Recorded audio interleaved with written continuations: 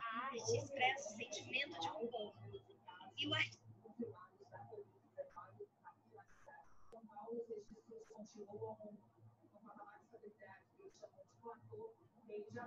voltando à questão da abertura de bares e restaurantes. Assim que a mudança e a reclassificação for formalizada, os comerciantes terão de enviar à prefeitura os protocolos de reabertura e tem de seguir as orientações da área da saúde, relativas, por exemplo, à higienização, distanciamento social, também não vão poder funcionar com o horário do funcionamento do bar e assim como aconteceu na fase laranja, essa reabertura não é automática. Significa que na cidade a gente vai encontrar todos os bares e restaurantes abertos. São Paulo costuma passar por uma avaliação da vigilância sanitária e é plano da autorização para a reabertura. Boa noite, Gabriele. Tudo bem? Boa noite, professor. Você pode ligar a câmera? Pode ligar a câmera, por favor. Isso. Tá, seja bem-vindo. Vamos começar a nossa aula. Conforme o pessoal for chegando, nós vamos interagir, ok? Então, vamos lá. Vou pegar aqui. Na aula passada, nós paramos nesse slide aqui, tá? Começamos a ver as diversas formas de concepção, as diversas formas de entendimento da importância, da razão de ser de uma Constituição dentro de um país, né? Ela enquanto a lei básica, a lei fundamental, a lei de mais alta hierarquia dentro de um Estado, dentro de uma nação. Então, nós vimos a concepção sociológica, a concepção política e a concepção jurídica, né? Ou seja, as três maneiras e três ramos da ciência que analisam e compreendem uma Constituição, né? A sociológica, ela diz que a Constituição, o que está escrito lá, não quer dizer absolutamente nada. Ela será, na verdade, o reflexo da vontade dos grupos sociais que se organizaram, os grupos sociais dirigentes, né, hegemônicos, que se organizaram e ditam as regras daquele Estado, daquela nação, em um determinado momento da sua história. A concepção política já diz uma outra coisa, fala, não, quem é o verdadeiro sentido da Constituição é a classe política.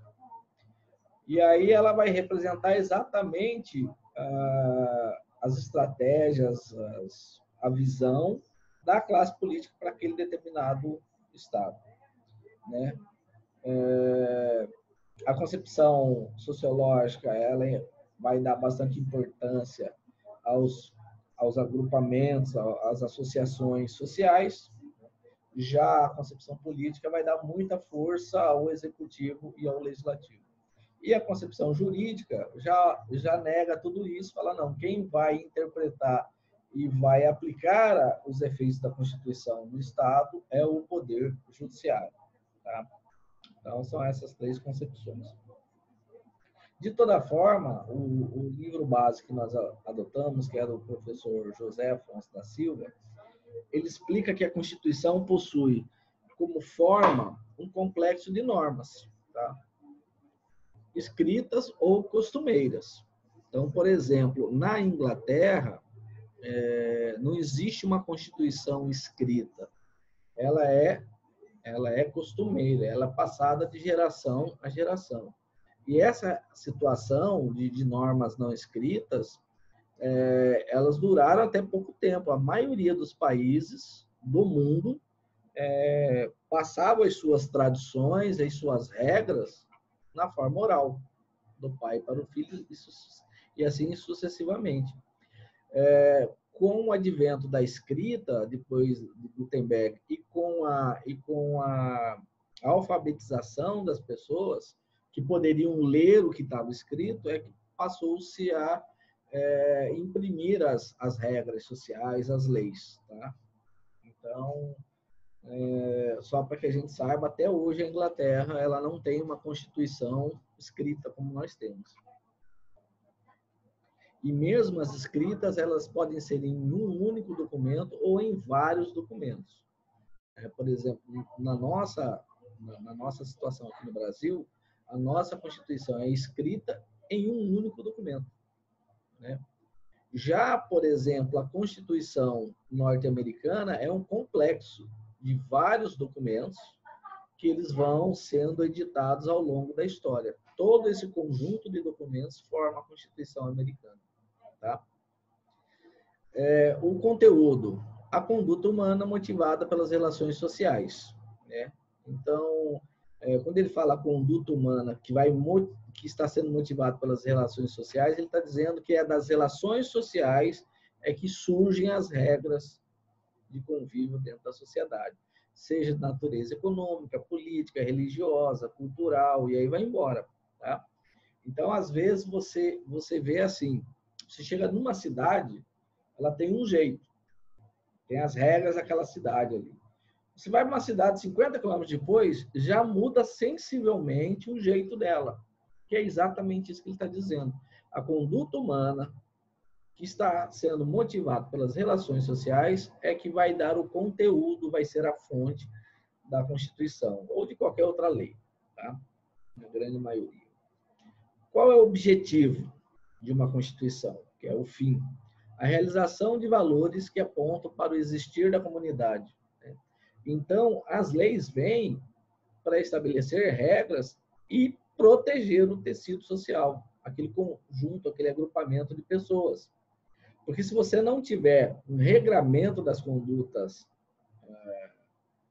sociais, vai começar a virar a lei do mais forte. Aí as pessoas vão achar que eles podem invadir uma casa, abrir a geladeira e pegar o que está lá dentro, pegar o carro de uma pessoa sem autorização. Então, quando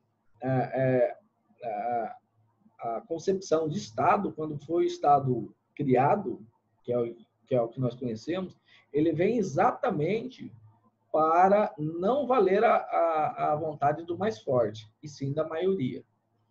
Tá? Como causa criadora e recriadora, o próprio povo. É o povo que cria e recria as leis através de seus usos e costumes e, consequentemente, as constituições. Tá? Aí, o que o professor diz lá, o José Afonso da Silva? Não se pode compreender e interpretar a Constituição se não tiver em mente essa estrutura, forma, conteúdo, finalidade, causa criadora e recriadora, considerando-a como uma conexão de sentido integrada a um conjunto de valores e, portanto, não são permanentes, imutáveis no tempo e no espaço. É isso que ele está falando. Então, nós não podemos imaginar, Karine, só para você chegou agora, para fins de registro de presença, tem que estar com a câmera ligada, tá? Essa é a orientação da gestão. Vamos lá. Isso. Então, o que ele está dizendo é que as constituições e até mesmo as leis infraconstitucionais, as que vêm abaixo da Constituição, elas não são constantes no tempo. Por quê? Porque as relações sociais, elas também alteram ao longo do tempo. Né? E no espaço, quando ele fala que não são imutáveis no tempo e no espaço, é que o que vale, de repente, para Cuiabá, as regras, né, e as leis municipais de Cuiabá não são válidas, por exemplo, para São Paulo, porque são realidades diferentes, são usos e costumes diferentes. Então, no tempo e no espaço, as leis estão constantemente mudando. Tá?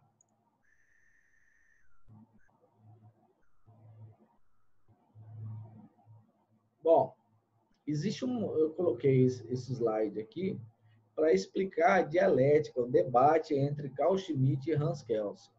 Os dois foram contemporâneos, os dois vieram praticamente da mesma escola, lá na Alemanha, no começo do século passado. Muito respeitados os dois lá na Alemanha e constitucionalistas. Tá? Ocorre que o Carl Schmitt, ele tinha uma inclinação ao partido nazista. Tá? E, consequentemente, ele tinha uma visão daquela questão da raça ariana, aquilo que era a essência do partido nazista lá de Hitler. Né? E, consequentemente, dentro da cabeça dos pensadores ali do partido nazista, que era um partido nacionalista de viés social, eles tinham que eliminar da Europa os judeus. Na cabeça deles, a raça perfeita era eles e os judeus estavam lá na Europa ocupando as principais posições com relação às economias em praticamente todos os países ali da Europa. Tá? E Hans Kelsen, que era também um professor lá da Alemanha, era judeu. Tá? Então, os dois tinham um debate acadêmico muito forte. Schmitt defendendo os princípios do nazismo e Carl Schmitt negando isso. Tá? Então, esse debate é que ficou famoso aí, tá? Quem que deveria ser o guardião da Constituição lá na Alemanha, que serve para uma reflexão para o resto do mundo. Schmitt defendia que quem deveria ser o guardião da Constituição era a classe política e, por sua vez, então, ele validava todas as ações e as decisões e as políticas do Terceiro Reich. Tá? E ele é o principal doutrinador da visão política, da concepção política, né? Já o Hans Kelsen falava, não é o guardião da Constituição, não é a classe política, tá? Não é a classe política. Porque quem melhor interpreta a Constituição é quem trabalha, quem fez uma formação especial para isso. E para Hans Kelsen, quem era o verdadeiro guardião da Constituição era o Poder Judiciário. De tal forma que o Poder Judiciário, por ser o guardião da Constituição, poderia rever e até mesmo anular decisões políticas do presidente da República. No caso, era o Hitler, né, que tinha ascendido ao poder. Tá? Então, essa é a grande dialética entre os dois. Então, o problema da concepção política é que ele valida esse tipo de governos totalitários, tá? Ok? Eu vou dar uma paradinha aqui, só para colocar o quadro branco. New share. Então, tá aí, pessoal. Eu preciso que vocês liguem as suas câmeras para que eu consiga registrar a presença de vocês. Né? Alguns alunos estão na sala e com a câmera desligada. Então, por favor, atentem para esse detalhe. Vamos voltar. Bom, eu vou passar um videozinho aqui. Eu só preciso que vocês me sinalizem no chat se o áudio está chegando. Tá? Eu tive que dar uma mexida aí outro dia, porque eu soltei um vídeo. Saiu o vídeo, mas não saiu o áudio. Acho que eu devo ter resolvido, tá? Esse slide agora, ele vai falar sobre a classificação das constituições. Classificação é uma técnica que nós usamos para identificar os principais requisitos, os principais elementos das normas. Tá? Então, é uma técnica de estudo. Ok? Então, o que a gente faz? A gente vai... Vamos supor, eu vou classificar constituições. Eu boto 30 constituições na mesa. Aí eu escolho um ponto que seja... 2 pontos que sejam mais antagônicos possíveis. Ok? Tipo assim, normas escritas e normas não escritas. Então, o escrito é antagônico do não escrito.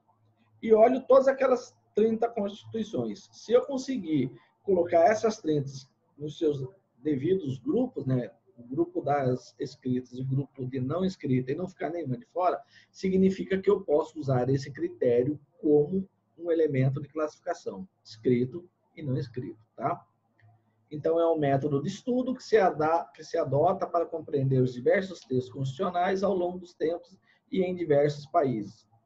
Não é uníssono na doutrina, como veremos no contraste entre o vídeo-aula e o livro-texto adotado no curso.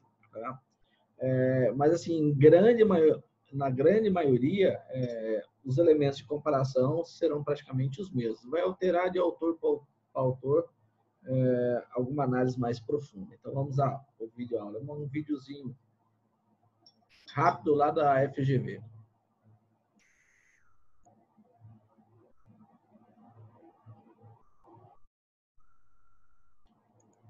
Vocês estão ouvindo aí? Eu gostaria de vê-los. Estão ouvindo? Saiu o áudio aí? Gabriele, saiu o áudio? Não? Então deixa eu... Não saiu, não. Tá, então deixa eu ver aqui o que eu tenho que fazer. Outra vez eu mexi aqui e deu certo. Pera aí.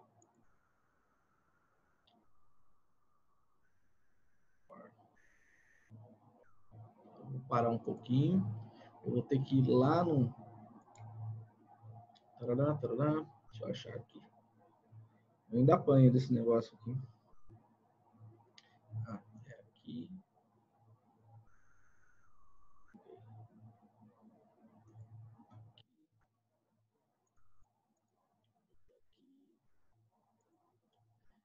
Vamos lá. Áudio.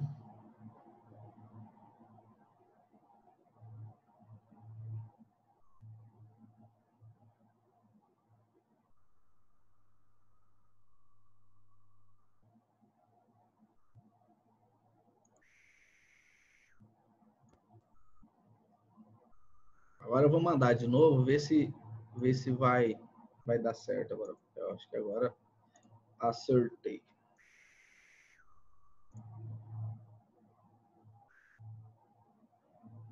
Saiu aí? Saiu o áudio? Gilmara? Ainda não, professor. Não, ainda não. Aí, ó. Nada? Nada. Então, peraí que eu vou lá. Deixa eu voltar lá. Tá, deixa eu parar aqui e ver se eu consigo acertar de novo. Difícil.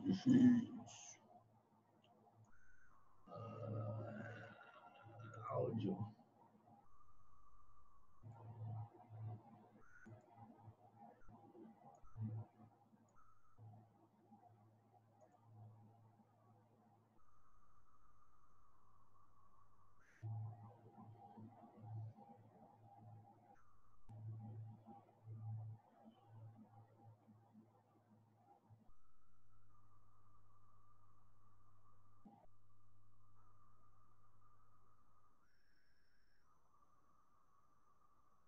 Eu vou fazer o seguinte, eu vou pegar esse vídeo lá e vou... Vamos ver. Enable. Câmera. Mais vídeo. Não é isso que eu quero.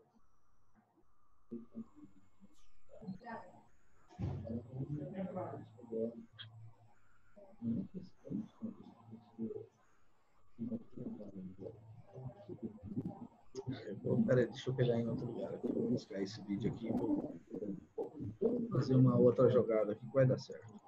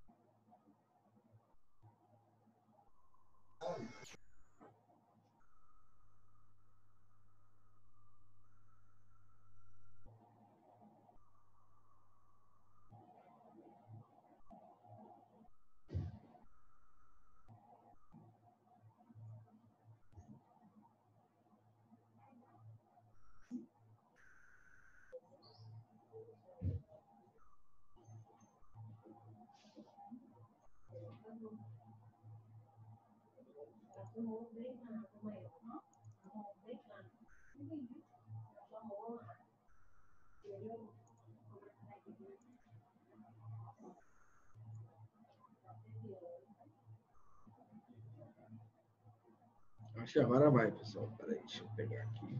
Share screen. Ah, tá. Já descobri o que é o meu erro.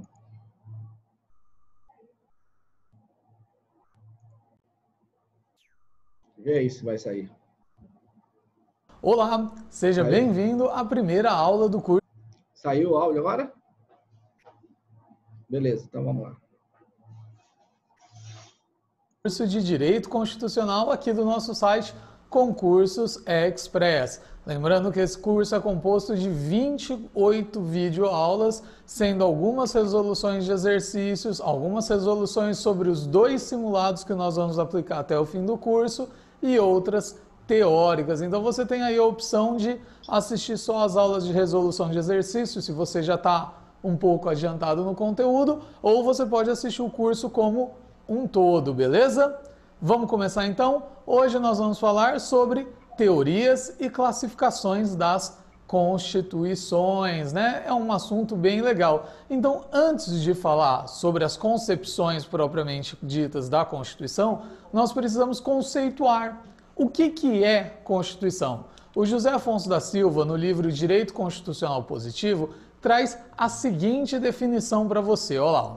A Constituição do Estado, considerada sua lei fundamental, seria então a organização dos seus elementos essenciais, um sistema de normas jurídicas, escritas ou costumeiras, que regula a forma de Estado, a forma do seu governo, o modo de aquisição e o exercício do poder, o estabelecimento dos seus órgãos, os limites de sua ação, os direitos fundamentais do homem e as respectivas garantias.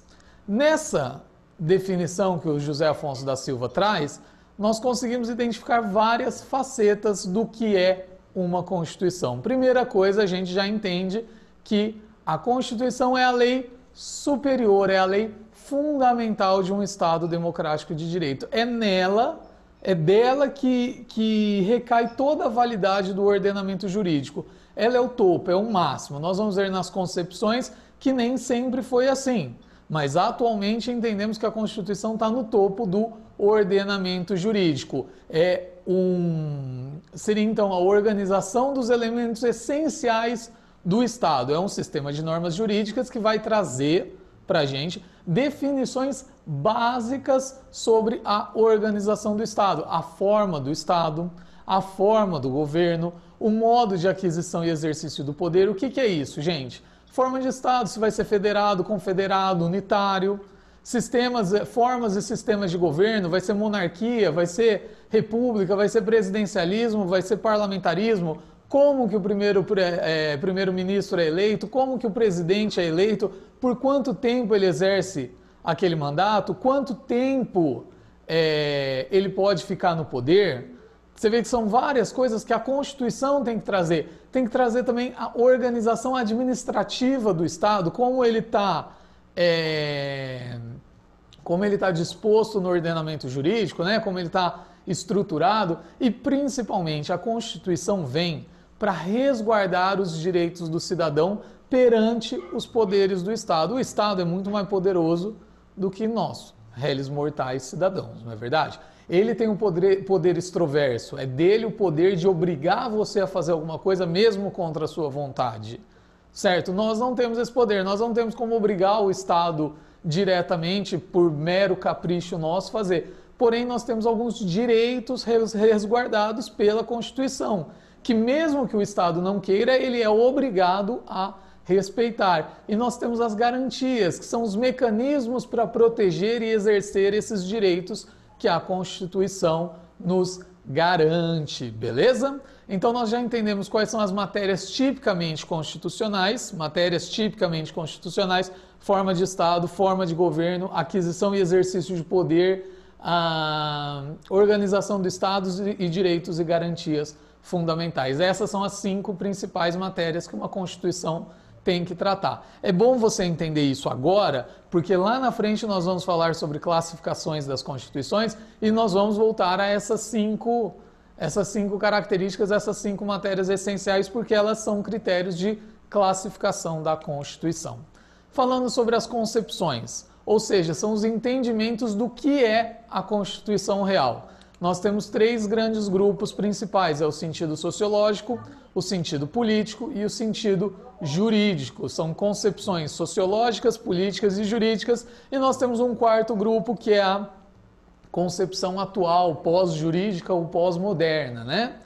Vamos dar uma olhada então na Constituição no sentido sociológico. O sentido sociológico foi desenvolvido por esse moço de bigode, bonitão, né? Gente boa, chama Ferdinand Lassalle, Ferdinand Lassalle, fala que a Constituição é a soma dos fatores reais do poder que regem nesse país. A soma dos fatores reais do poder que regem nesse país. O que seria isso? Basicamente, o que seria essa soma dos fatores reais que regem o poder no país? Basicamente, é o equilíbrio entre as forças da sociedade. Mas Miguel, para aí. Que força que você está falando? Que força da sociedade?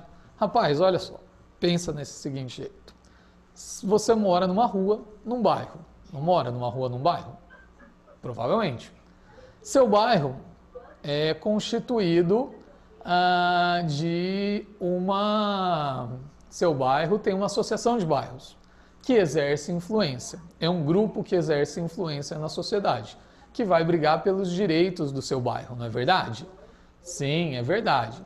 Então, você já começamos bem, já temos o primeiro grupo. Você estuda, então você faz parte de uma escola, que é um grupo que exerce uma influência na sociedade também. Você trabalha, faz parte de um sindicato que exerce influência. Então, você já viu quantos grupos de influências? Você é religioso ou não é religioso? Independente, você acaba participando de um grupo, ou você é católico, ou você é ateu, ou você é agnóstico, mas você participa de um grupo que exerce pressão e exerce influência na sociedade. Para o Ferdinand Lassalle, a Constituição Real é o equilíbrio entre essas forças e essas vontades, beleza? Então, o equilíbrio entre forças e vontades da sociedade geram a Constituição real do país. A Constituição escrita não passa de um pedaço de papel. O que vale mesmo é esse equilíbrio entre as forças da sociedade. Já o sentido político foi desenvolvido por Carl Schmitt, um alemão, que está na sua tela aí para você ver o rostinho dele, chama-se Carl Schmitt. Carl Schmitt vai falar que a Constituição real do país é a decisão política fundamental de um povo. Decisão política fundamental de um povo nada mais é do que a vontade da maioria. Então, a vontade da maioria sobrepuja-se à Constituição escrita, beleza? A Constituição escrita, ela vai ser superada se a vontade da maioria for diferente do que está escrito no texto constitucional. Agora, qual que é o grande problema dessa concepção? Ela justifica os regimes totalitaristas. Afinal, se a maioria acha certo, está valendo. Então, mesmo que o seu direito, se a maioria está contrária ao seu direito, você vai se danar, meu querido. Seu direito vai ser desrespeitado. As minorias acabam se ferrando, desculpa a palavra, mas é a verdade, as minorias acabam se ferrando em relação ao regime totalitarista, beleza? Até aqui você entendeu? Esse sentido político foi utilizado na época do nazismo, né, para justificar as ações nazistas, beleza? Aí nós evoluímos um pouco para uma concepção mais próxima dos dias atuais, que é o sentido jurídico desenvolvido por Hans Kelsen. E esse conceito jurídico, esse sentido jurídico da Constituição, ele se desdobra em duas vertentes. O Kelsen subdivide a teoria dele em duas vertentes. A primeira é a norma, é o sentido lógico jurídico, né? Sentido lógico jurídico que traz a norma hipotética fundamental. Essa norma hipotética fundamental está aqui, ó. Está no plano das ideias, não está no plano físico. Não existe nenhum texto legal falando sobre essa norma hipotética fundamental. O que é essa norma hipotética fundamental? Nada mais é do que o pressuposto de que a Constituição está no topo do ordenamento jurídico e não pode ser desrespeitada. É um pressuposto que aceitamos como verdade para garantir a validade da Constituição. Se fosse assim diferente, se não existisse essa norma hipotética fundamental, nós poderíamos criar outras leis com outros nomes, lei motherfucker, não sei o que lá, e colocar ela acima da Constituição. Entenderam? Então, a norma hipotética fundamental garante que a Constituição está no topo do ordenamento jurídico. Cuidado que o Hans Kelsen ele faleceu antes de desenvolver propriamente dito o que ele queria dizer com essa norma hipotética fundamental. Todo o que você vai achar na doutrina são outros escritores, outros doutrinadores que desenvolveram esse conteúdo da norma hipotética fundamental. O outro sentido é o sentido jurídico positivo, que é a norma escrita, positivada, é a lei maior do Estado mesmo, que você pode pegar, segurar, ler, né? Aí sim é um diploma legal propriamente dito, beleza? Então, você já sabe que nós temos duas vertentes. Sentido lógico jurídico está no plano das ideias. Sentido jurídico positivo é a lei. A partir dessa norma hipotética fundamental e desse sentido, Kelsen criou a pirâmide de Kelsen, que vai mostrar como funciona o ordenamento jurídico. Está aí na sua tela. A Constituição está no topo. É o máximo. Abaixo da Constituição nós temos as leis infraconstitucionais e abaixo das leis infraconstitucionais nós temos os atos administrativos e os decretos regulamentares. Então você vê que a lei infraconstitucional e o ato administrativo ou o decreto regulamentar, ele tem que estar consoante com a Constituição, ele não pode divergir do que a Constituição fala. Então se a Constituição fala que você tem um direito X, todos os atos embaixo têm que respeitar esse direito, beleza? A Kelsen também falava que a Constituição era uma norma em sentido fechado, em sentido estrito, ela se bastava. Atualmente, nós já temos uma mudança, né? Nós temos a norma em sentido aberto. Sentido aberto como? É simples. Sentido aberto no sentido de que ela vai mudando ao longo do tempo, ela vai evoluindo junto com a sociedade. Ela não é imutável, beleza? Ou seja, nós temos o poder de reforma da Constituição e temos as mutações constitucionais. Esses dois temas vão ser desenvolvidos na próxima aula, que vamos falar sobre poder constituinte, beleza? Uma definiçãozinha aí para você pensar para a próxima aula, é só para você pensar sobre isso para a próxima aula de poder constituinte. José Afonso da Silva fala que a Constituição é algo que tem como forma um complexo de normas escritas ou costumeiras. Como conteúdo, a conduta humana motivada pelas realizações sociais.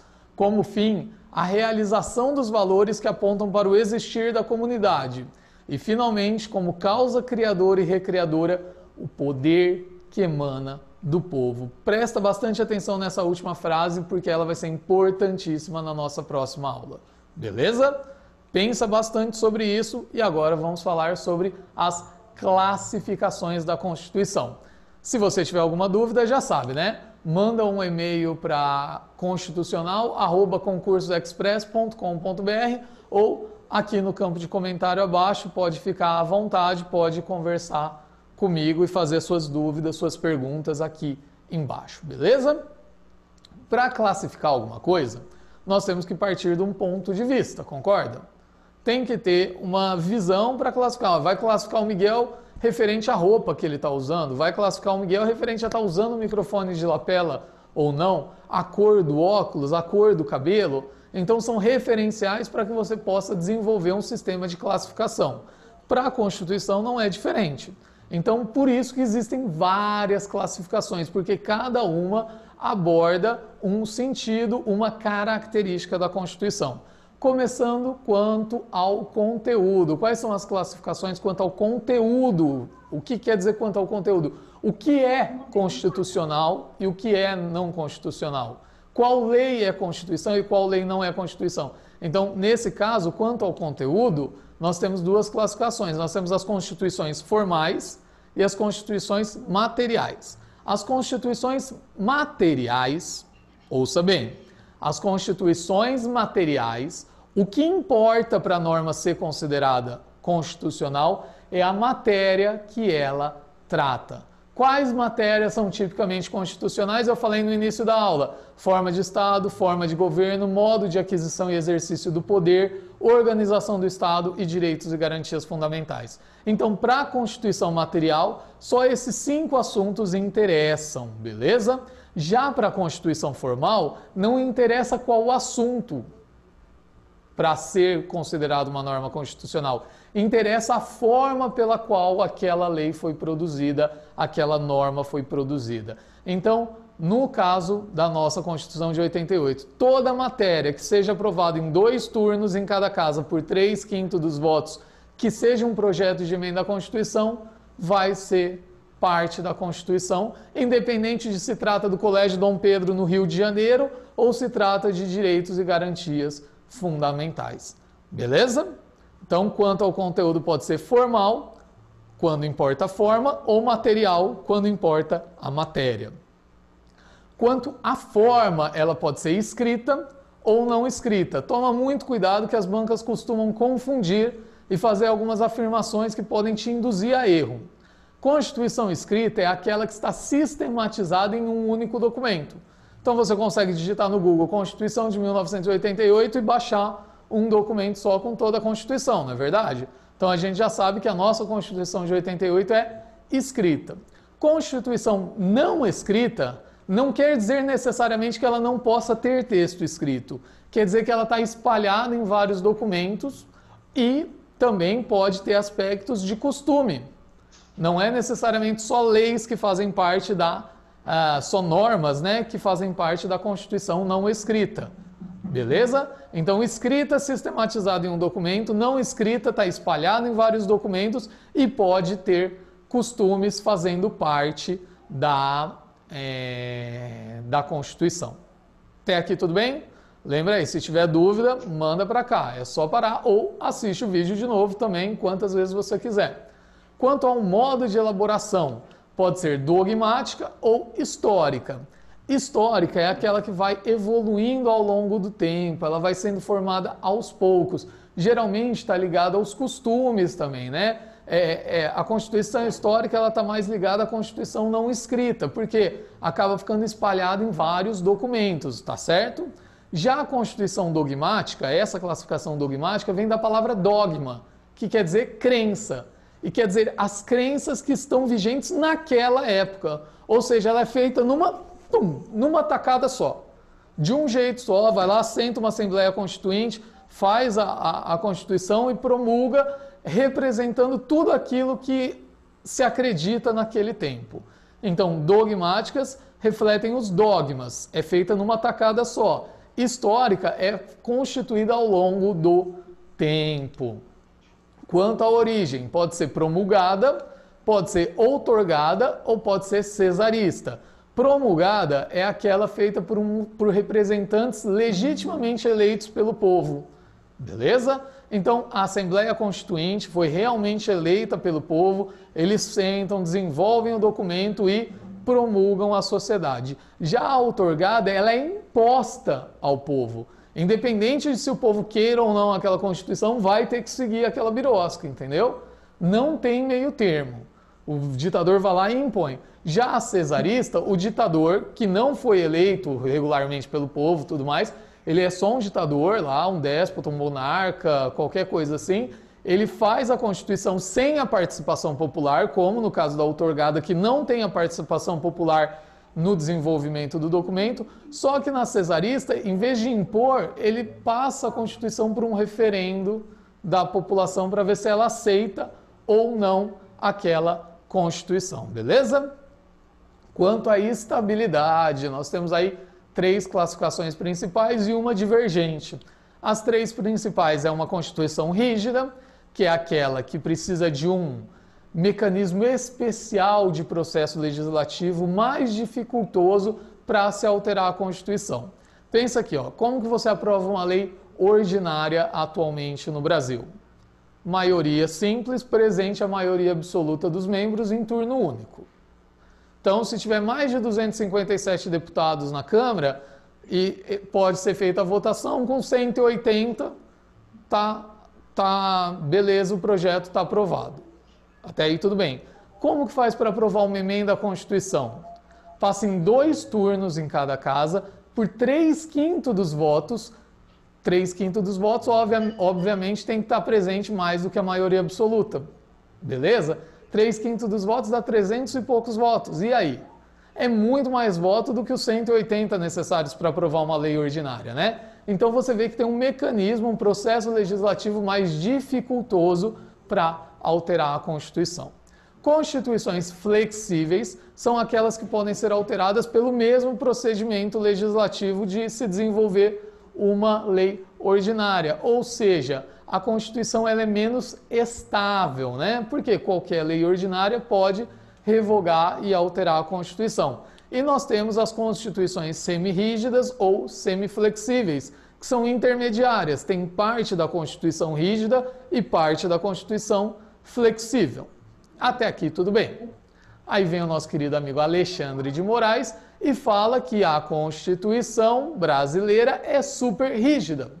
E por que ele fala que é super rígida? Por causa das cláusulas pétreas, porque ele fala que a nossa Constituição tem um núcleo imutável denominado cláusulas pétreas. Porém, nós dois sabemos que isso não procede. Por que não procede? Porque o rol de cláusulas pétreas pode ser ampliado. Então, ele já não é imutável. Começa daí. Se pode ser ampliado, ele já não é imutável. Segunda coisa, o STF fala que, inclusive, as cláusulas pétreas podem ser restringidas desde que não seja atingido o núcleo fundamental, o núcleo essencial daquele direito ou daquela norma. Beleza?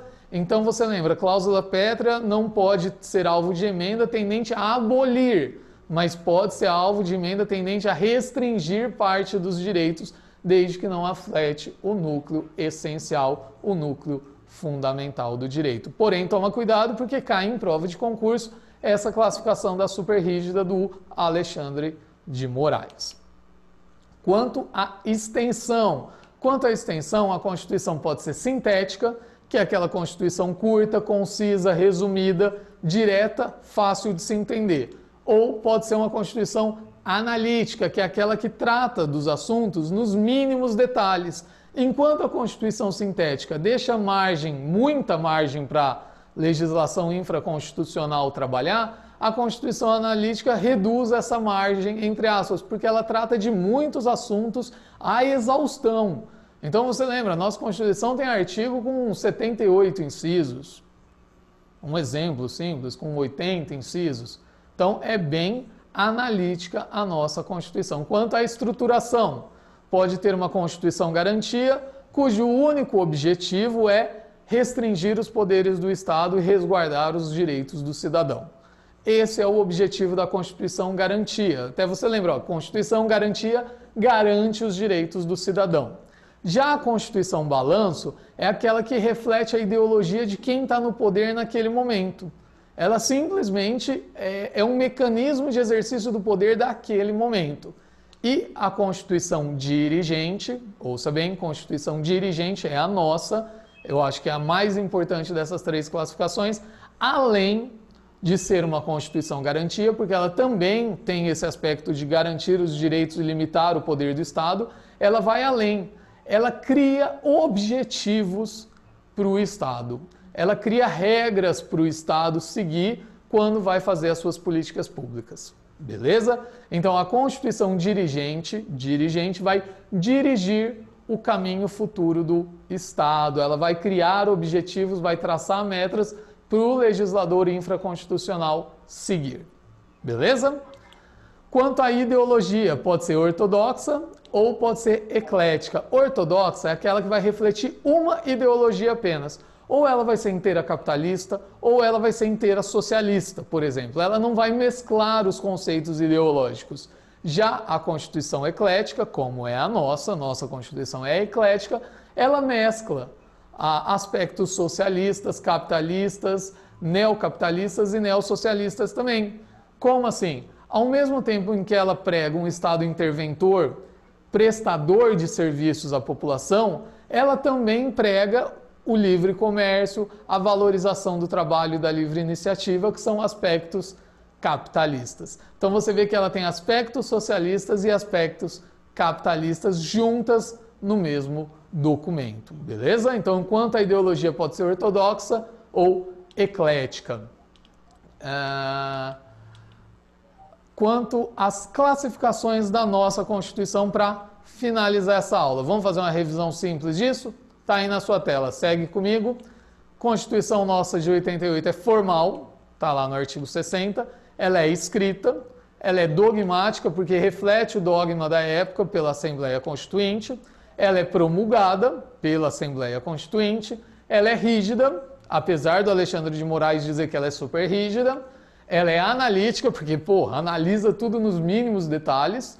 e é uma Constituição dirigente. Se você olhar o artigo 3º da Constituição, são objetivos fundamentais da República Federativa do Brasil. Criar, constituir uma sociedade livre, justa e solidária, erradicar a pobreza, lembra? Tem vários objetivos que o Estado tem que seguir. Espero que vocês tenham gostado. Finalizamos aqui a nossa primeira aula das 28 que serão disponibilizadas. Espero que vocês tenham gostado, que tenham entendido. Se não entendeu alguma parte, volta o vídeo, assiste de novo e, principalmente, meus queridos, podem mandar uma dúvida, né? constitucional@concursoexpress.com.br ou aqui embaixo no campo de comentários que está sendo implementado, beleza? Até a próxima videoaula, se cuidem e bons estudos! Bom, se vocês quiserem fazer uma pergunta, fiquem à vontade.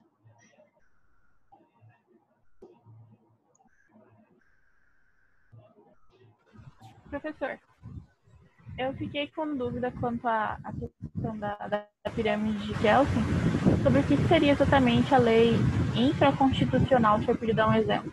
Tá, lei infraconstitucional são todas as leis que tem no Brasil, né, no nosso caso, e que não faz parte do texto constitucional. Então, vou te dar um exemplo. Código de Trânsito Nacional é uma lei infraconstitucional. Infra porque está abaixo da Constituição. Código Civil é uma lei infraconstitucional. Código de Defesa do Consumidor é uma lei infraconstitucional. Então, todas as leis que saem dentro do país e que não seja texto constitucional, será uma norma infraconstitucional.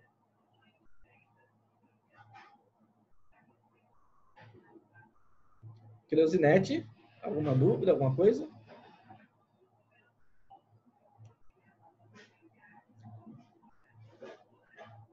Vocês repararam que na videoaula ele cita como um dos doutrinadores, uma das pessoas que escrevem direito constitucional, o ministro Alexandre de Moraes, que está aí na mídia aí faz tempo. Agora que eu consegui abrir meu microfone, professor. Mas está tudo certo. Não entendi? Agora que eu consegui abrir o meu microfone, mas está tudo certo. Eu tinha visto o teu chat. Bom, na nossa apostila, esse conteúdo de hoje está lá. Vocês podem até estar revendo. A aula eu vou salvar, amanhã eu subo essa aula no meu canal do YouTube, ok? Então, já são 8 horas, eu já vou deixar vocês mais tranquilos. A própria gerência, a própria coordenação pediu que a aula não fosse muito extensa, então eu estou limitando aí, começando às 7 e terminando às 8, 1 hora de aula, 60 minutos, para não ficar muito cansativo para vocês, tá? Mas, assim, eu sugiro que vocês deem uma relida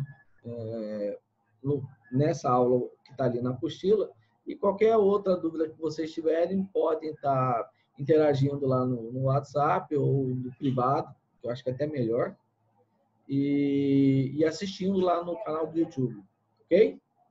Então, boa noite a todos, bom descanso. Prof, como que eu encontro esse vídeo no YouTube? Você procura, eu deixei lá no WhatsApp da turma o link do meu canal, mas se você colocar o meu nome completo, Alessandro Marcondes Alves, você cai nele também. Tá? Beleza.